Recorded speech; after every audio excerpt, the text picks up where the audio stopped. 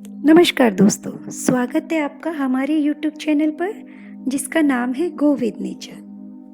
दोस्तों, जहाँ जीवन है वहाँ समस्याएं भी है और जहाँ समस्याएं हैं वहाँ समाधान भी है और जहाँ पर समाधान होता है वहाँ कुछ शंकाएं ना हो ऐसा तो हो ही नहीं सकता।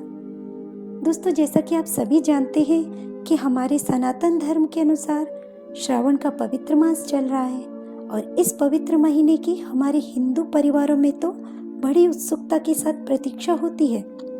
श्रावण के महीने में शिव अभिषेक, जप, अनुष्ठान आदि करके महादेव जी की प्रसन्नता एवं आशीर्वाद प्राप्त किया जाता है। किंतु जब हम शिव पूजन के मार्ग पर चलना प्रारंभ करते हैं तो कई शंकाएं आती हैं, जिनमें से पहली शंका है कि किस दिशा में बैठकर शिव पूजन किया जाए और दूसरी शंका है कि शिव का प्रसाद लिया जाए या नहीं, हम इस नैवेद्य के योग है भी या नहीं, और तीसरी शंका है शिव परिवार से संबंधित, क्योंकि जब हम शिव मंदिर में प्रवेश करते हैं तो शिवलिंग के अलावा हमें कोई नहीं दिखता।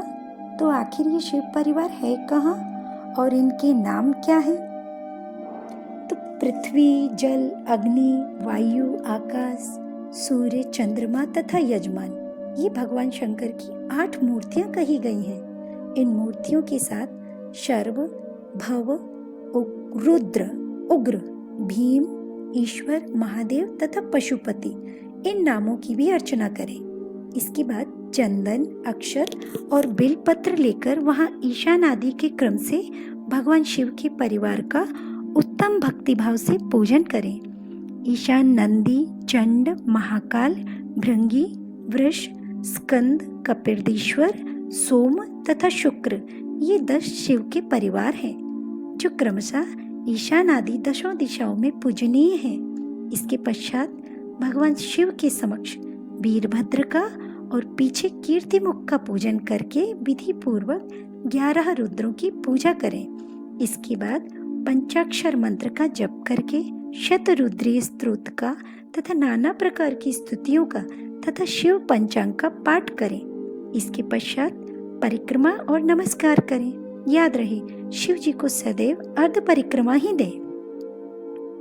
रात्रि में देव कार्य को सदा उत्तराभिमुख होकर ही करना चाहिए। इसी प्रकार शिव पूजन भी पवित्र भक्तिभाव से सदा उत्तराभिमुख होकर ही करना उचित। जहाँ शिवलिंग स्थापित हो उससे पूर्व दिशा का आश्रय लेकर नहीं बैठना या खड़े होना चाहिए, क्योंकि वह दिशा भगवान शिव के आगे या सामने पड़ती है। इष्ट देव का सामना रोकना ठीक नहीं है। शिवलिंग से उत्तर दिशा में भी न बैठें, क्योंकि उधर भगवान शंकर का वामांग है जिसमें शक्ति स्वरूपा देवी उमा विराजमान है।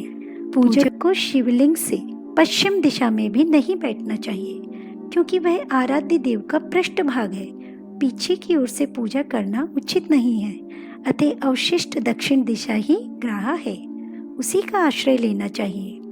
तात्पर्य यह है कि शिवलिंग से दक्षिण दिशा में उत्तराभिमुख होकर बैठें और पूजा करें।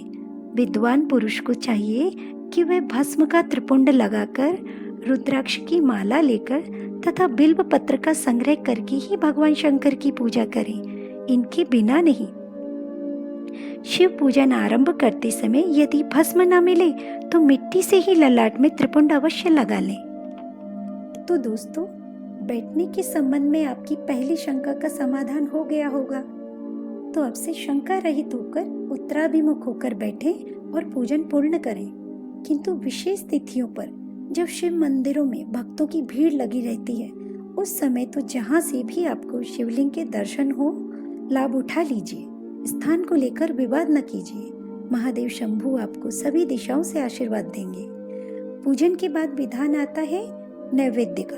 तो दोस्तों, शिव नैवेद्य के संबंध में कई विचार मिलते हैं, पर हम यहाँ जो समाधान आपके लिए लाए हैं वह शिव पुराण में स्पष्ट रूप से वर्णित है।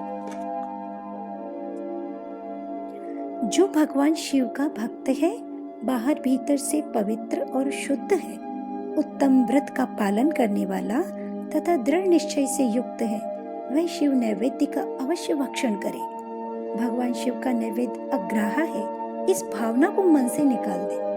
शिव के नैवेद्य को देख लेने मात्र से भी सारे पाप दूर भाग जाते हैं। उसको खा लेने पर तो करोड़ों पुण्य अपने भीतर आ जाते हैं। आए हुए शिव नैवेद्य को सिर झुकाकर प्रसन्नता के साथ ग्रहण करें और प्रयत्न करके शिव स्मरण पूर्वक उसका भक्षण करें। आए हुए शिव नैवेद्य को जो ये कहकर कि मैं इसे दूसरे समय में ग्रहण कर लूंगा, ऐसा कह के लेने में विलंब कर देता है, वह मनुष्य निश्चय ही पाप से बन जाता है। जिसने शिव की दीक्षा ली हो उस शिव भक्त के लिए ये शिव नैवेद्य अवश्य भक्षणीय है।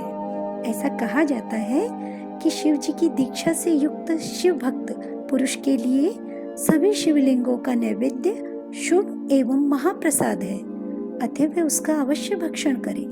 परंतु जो अन्य देवताओं की दीक्षा से युक्त है और शिव भक्ति में भी अपने मन को लगाए हुए हैं, उनके लिए शिव नैवेद्य भक्षण के विषय में जो निर्णय है वो हम आपको बताते हैं। जहाँ से शालिग्राम शिला की उत्पत्ति होती है, वहाँ के उत्पन्न लिंग में रसलिंग यानी कि पारद लिंग, पाषाण लिंग, रजत तथा स्वर्ण से निर्मित लिंग में, देवताओं तथा सिद्धों द्वारा प्रतिष्ठित लिंग में, केसर निर्मित लिंग में, स्फटिक लिंग में, रत्न निर्मित लिंग में और समस्त ज्योतिर्लिंगों में विराजमान भगवान शिव के नैवेद्य का भक्षण चांद्रायण व्रत के समान पुण्यजनक है। ब्रह्म हत्या करने वाला पुरुष भी यदि पवित्र होकर शिव निर्माल्य का भक्षण करके उसे सिर पर धारण करे तो उसका सारा पाप शीघ्र ही नष्ट हो जाता है।